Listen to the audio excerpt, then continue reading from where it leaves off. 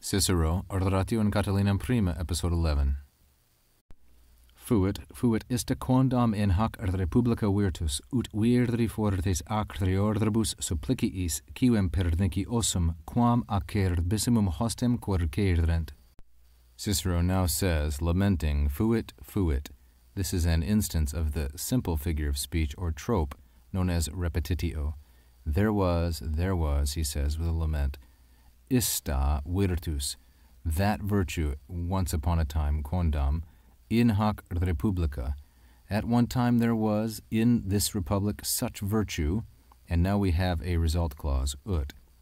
The subject here, virtus, is feminine, singular, and nominative as the subject, the stem of which is the noun vir. It's related etymologically to vir, which means a man.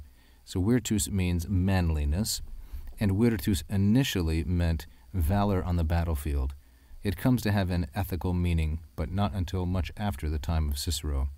So valor or courage is a good translation of virtus. In the classical period, virtus had the ethical meaning, but it wasn't dominant.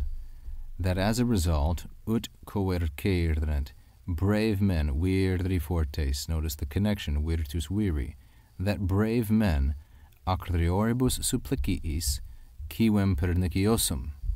The subject here is viri, the object quem, the verb quercerent, following a standard word order of subject, object, verb. But note that the first part of the sentence does not follow this pattern, verb, verb, subject. What was the result?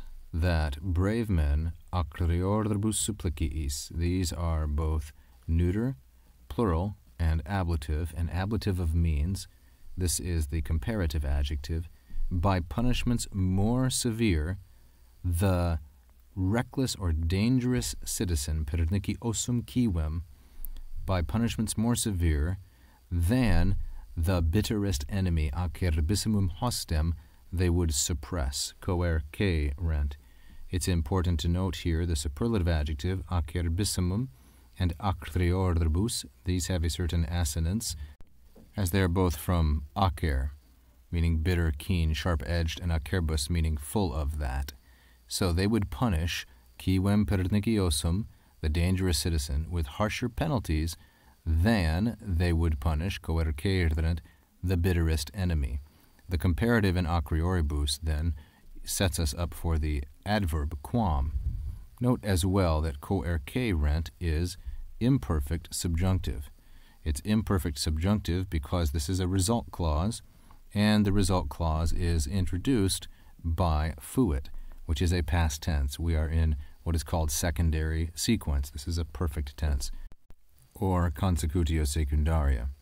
As an imperfect, it is built on the second principal part of this second conjugation verb, coerceo, coercere. All imperfect subjunctives, in all conjugations, active and passive voice, are built on the second principal part. We note finally that this adjective acerbissimum, most bitter, does not have the meaning which it does in English. If we say in English the most bitter enemy, we mean the enemy that we find the most bitter. But acerbissimum here means the most harsh, severe, or intent upon harming us, or the subject, you might say. So he is the acerbissimum hostem in the sense of most bitterly opposed to us.